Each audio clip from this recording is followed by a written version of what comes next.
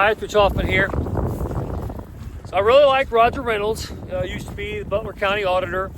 I've liked him for a number of years, and I think he did some great work. And he's made some news recently because he's come out and basically said what I said 2.5, 3 years ago when all this broke out, is that he got sideways with Sheriff Jones, Butler County, and Attorney General of Ohio, David Yost, over a number of issues.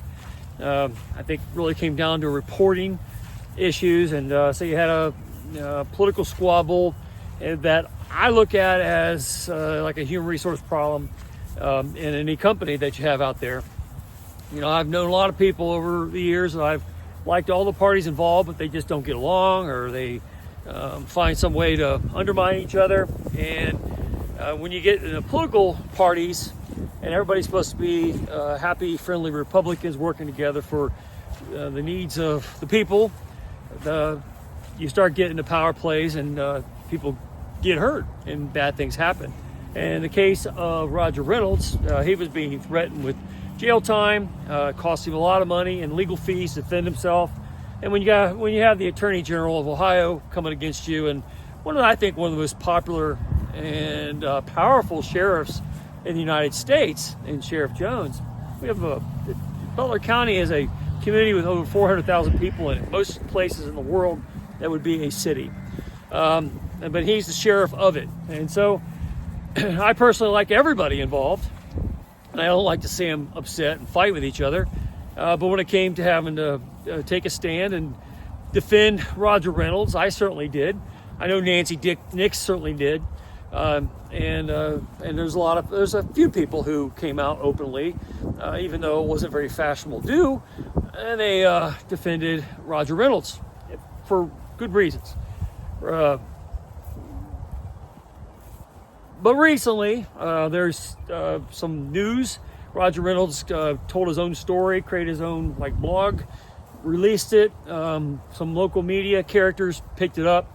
Fox, Channel 19, which is the Fox affiliate, Channel 19 News in Cincinnati picked it up, and Karen Johnson at Channel 5. And I know all the characters there too. And just as an experience, it doesn't surprise me that Karen Johnson picked the story up and did something with it, because anytime she can blow on the fires a little bit, she tends to do it. I wasn't real happy with her with trying to encourage back when the Black Lives Matter riots were going on. She was encouraging them to come up to Westchester so she could get a story out of it, trying to kind of blow on the embers of discontent to get things going, a particular story. And I can tell you the same thing's been going on with the various Channel 19 affiliates these days. They are anti-Republican Party. They play kind of like they want to do fair stories, but if they can get squabbling parties arguing with each other, they certainly are trying to make the Republican Party a better party. So it doesn't surprise me that Roger Reynolds has a problem with Sheriff Jones, comes out and basically says, look, these two people came after me, ruined my life, destroyed my reputation, and I want to redeem myself. All true, of course, but doesn't surprise me that the media all of a sudden became interested if it's a chance to take a shot and undermine pinnacle characters in the Republican Party. So there's a whole lot going on. But where I fall in the whole thing, and Roger, it's not because I was ignoring him. It's just because there's a lot going on, and he made himself sideways with Nancy Nix. So I wasn't rushed calling back to get this story out that he wanted to do, so he called Karen Johnson, and she ran with it. As a reference, when it comes to Butler County politics, I'm all about Nancy Nix. I think she's a great personality, and if you're on the wrong side with her, you probably need to reevaluate how you're handling things, because she's a good, stable, good person, as good as you can get in politics, I think. And he's made himself sideways because he wanted to come back and take her job from her because he's the new auditor. But she helped him when he was going through his court proceedings, and it's a tough business. And she helped him get back on his feet, and she was there in court every day to support him. And then he came back and once he was found innocent or relieved of his charges and didn't have to go to jail and got it turned over in court in Ohio. It didn't go Yost's way. He wants to get back into his job because he got knocked out of his job. And so he wanted to take Nancy's job because she came in and filled his position and kept the culture going. Well, she's been doing a good job, and she's, he should be happy that that's been taken over by good hands.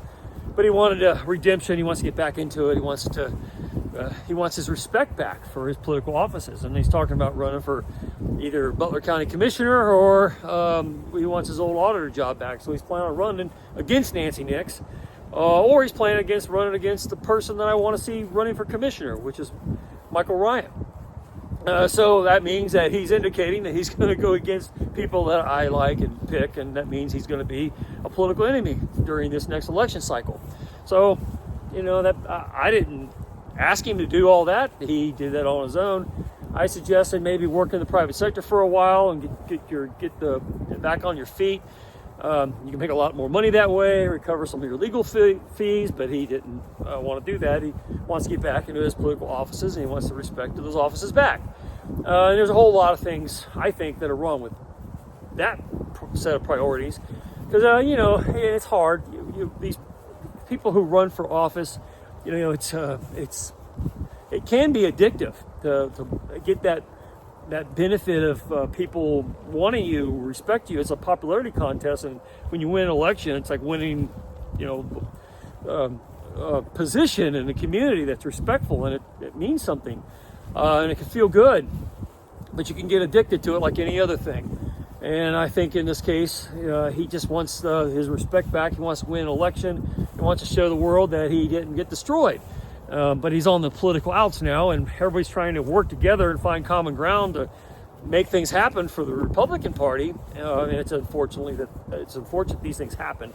But coming out and telling the story now, I told it a long time ago, and all of a sudden now it's a news story, like it's some kind of revelatory thing. So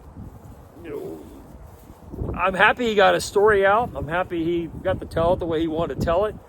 And then he named names.